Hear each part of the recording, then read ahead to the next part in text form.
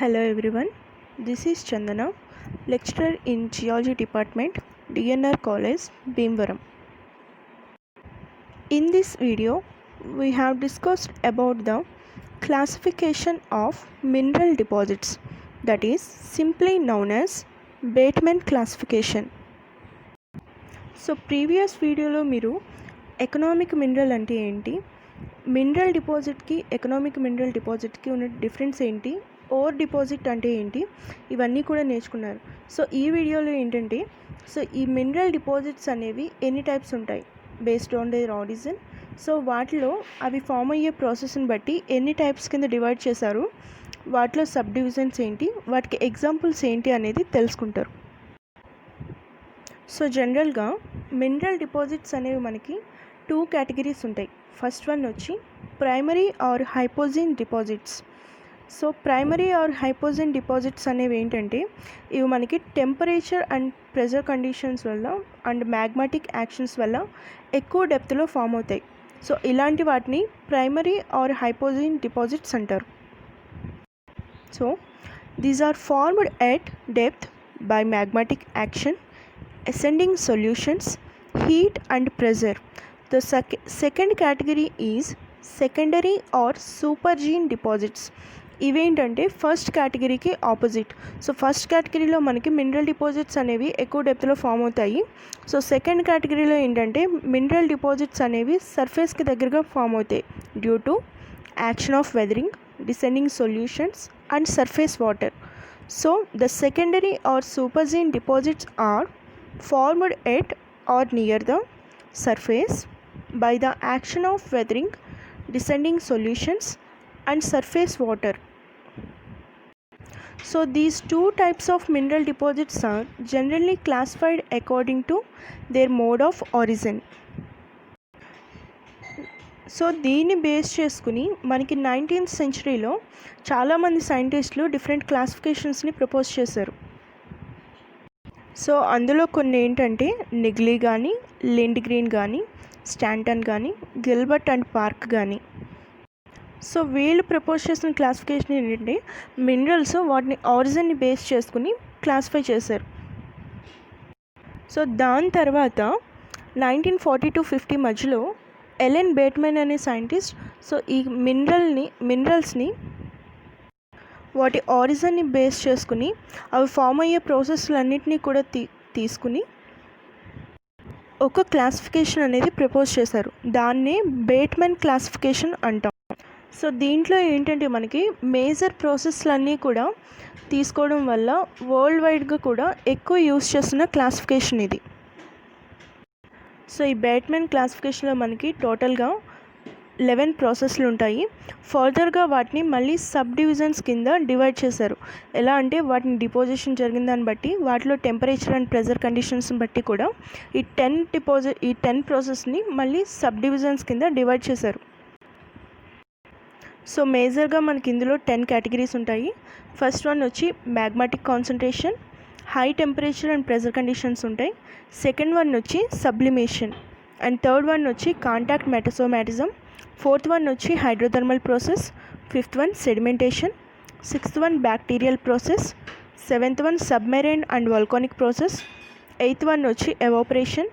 Ninth one residual and mechanical concentration.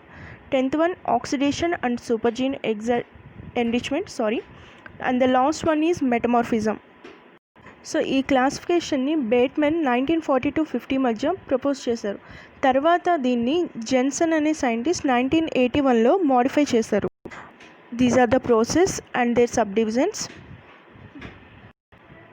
So first category వచ్చి magmatic concentration.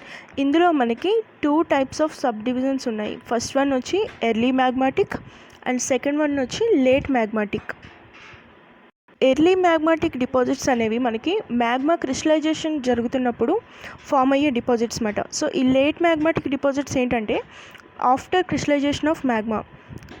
So ఆ magma ఎప్పుడైతే మనకి crystallisation జరుగుతుందో దాని తర్వాత ఫామ్ అయ్యే ప్రాసెస్లన్నింటినీ కూడా లేట్ మ్యాగ్మాటిక్ డిపాజిట్స్ అంటారు. సో ఈ ఎర్లీ మ్యాగ్మాటిక్ డిపాజిట్స్లో 3 కేటగిరీస్ ఉన్నాయి. ఫస్ట్ వన్ వచ్చి disseminated crystallization without concentration.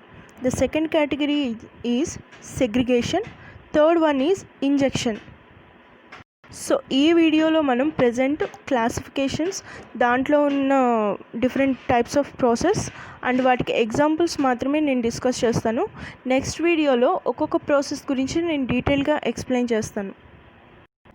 So ఈ డిసిమినేటెడ్ క్రిస్టలైజేషన్ వితౌట్ కాన్సన్ట్రేషన్కి ఎగ్జాంపుల్స్ ఏంటంటే సౌత్ ఆఫ్రికాలో ఉన్న కింబర్లైట్ డైమండ్ పైప్స్, అలాగే మన ఏపీలో ఉన్న వజ్రకరూర్, అలాగే నెక్స్ట్ మినరల్ వచ్చి కొరండం. ఇదేంటంటే తమిళనాడులో ఎక్కువ ఈ టైప్ ఆఫ్ డిపాజిట్స్ అనేవి ఎక్కువ దొరుకుతాయి. సో సెకండ్ కేటగిరీ వచ్చి సెగ్రిగేషన్ డిపాజిట్స్. ఈ సెగ్రిగేషన్ డిపాజిట్స్కి ఎగ్జాంపుల్స్ ఏంటంటే ఒరిస్సా, తమిళనాడు, కర్ణాటకలో ఉన్న క్రోమైట్ డిపాజిట్స్. థర్డ్ కేటగిరీ వచ్చి ఇంజెక్షన్. దీనికి ఏంటంటే స్వీడన్లో ఉన్న మ్యాగ్నెటైట్ డిపాజిట్స్, అలాగే మన ఏపీలో అడ్డతీగల దగ్గర ఉన్న పైరోక్సిన్ డిపాజిట్స్. ఈ డిపాజిట్స్ అన్నీ కూడా మనకి మ్యాగ్మాటిక్ ఇంజెక్షన్ వల్ల ఫామ్ అయినవి. సో ఈ మ్యాగ్మాటిక్ కాన్సన్ట్రేషన్లో సెకండ్ కేటగిరీ వచ్చి లేట్ మ్యాగ్మాటిక్. అగైన్ దీంట్లో మళ్ళీ మనకి 4 డివిజన్స్ ఉంటాయి. ఫస్ట్ వన్ వచ్చి రెసిడ్యువల్ లిక్విడ్ సెగ్రిగేషన్. సో దీనికి ఎగ్జాంపుల్స్ వచ్చి titaniferous magnetite in South Africa. The second category is residual liquid injection. So దీనికి కూడా titaniferous magnetite deposits in Karnataka. రెండిటికి సేమ్ ఎగ్జాంపుల్స్, ఒకే మినరల్. సో బట్ వేరియేషన్ ఎక్కడుందంటే అది ఫామ్ అయ్యే ప్రాసెస్లో వేరియేషన్ ఉంది. ఒకటేమో లిక్విడ్ సెగ్రిగేషన్ వల్ల, ఇంకొకటేమో లిక్విడ్ ఇంజెక్షన్ వల్ల ఫామ్ అవుతుంది. సో థర్డ్ కేటగిరీ వచ్చి ఇమ్మిసిబుల్ లిక్విడ్ సెగ్రిగేషన్. దీనికి ఎగ్జాంపుల్స్ వచ్చి మన ఏపీలో apatite and magnetite veins in Visakhapatnam. The fourth category is immiscible liquid injection.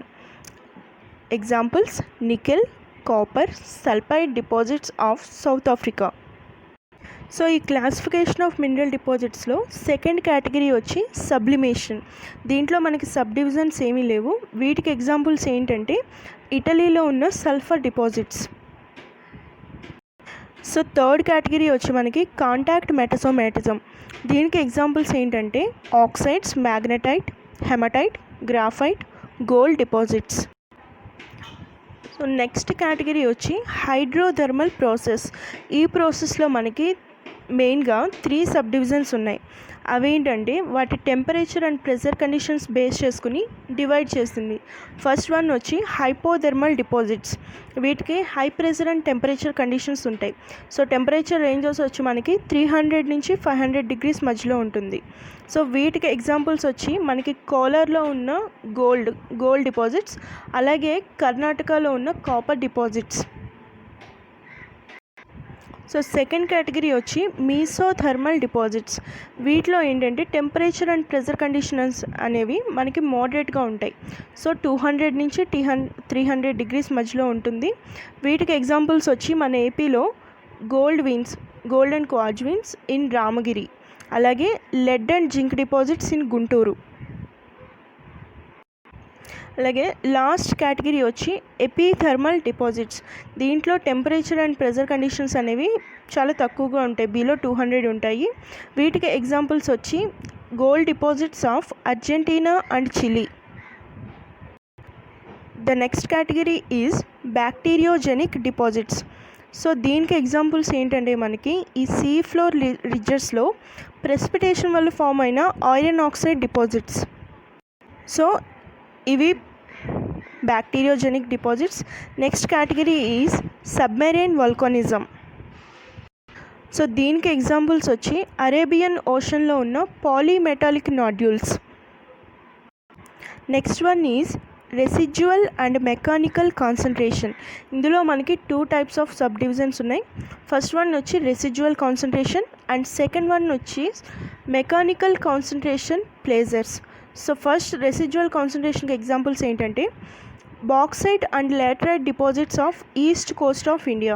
మన ఇండియా ఈస్ట్ కోస్ట్లో ఉన్న బాక్సైట్ అండ్ లాటరైట్ డిపాజిట్స్ అన్నీ ఈ రెసిడ్యువల్ కాన్సన్ట్రేషన్కి ఎగ్జాంపుల్స్. అలాగే ఈ మెకానికల్ కాన్సన్ట్రేషన్కి అలూవియల్ ప్లేజర్స్, బీచ్ ప్లేజర్స్, అలాగే మాన్జైట్, హెమటైట్, ఇవన్నీ కూడా ఈ మెకానికల్ కాన్సన్ట్రేషన్కి examples. So the second category is oxidation and supergene enrichment. So దీనికి ఎగ్జాంపుల్స్ వచ్చి మనకి జార్ఖండ్లో ఉన్న సింగ్మన్ కాపర్ బెల్ట్, అలాగే మన ఏపీలో చూసుకుంటే అగ్నిగుండాల కాపర్ బెల్ట్, ఈ రెండు కూడా ఈ ఆక్సిడేషన్ అండ్ సూపర్జీన్ ఎన్రిచ్మెంట్కి examples. So last category is metamorphism. So already మీకు మెటమార్ఫిజం అంటే ఏంటో తెలుసు. I will discuss about in next video. So దీనికి ఎగ్జాంపుల్స్ వచ్చి మనకి ఒడిస్సా, రాజస్థాన్లో ఉన్న asbestos, graphite, talc, steatite deposits. This is the last slide. I hope everyone will understand the concept. So ఈ వీడియోలో ఏంటంటే మనకి మెయిన్గా అసలు మినరల్ డిపాజిట్స్ అనేవి ఎన్ని టైప్స్ ఉంటాయి, అవి ఫామ్ అయ్యే ప్రాసెస్ని బట్టి దాన్ని ఎవరు ప్రపోజ్ చేశారు, దాంట్లో సబ్ డివిజన్స్ ఏంటి, వాటికి ఎగ్జాంపుల్స్ ఏంటి అనేవి మీరు తెలుసుకుంటారు.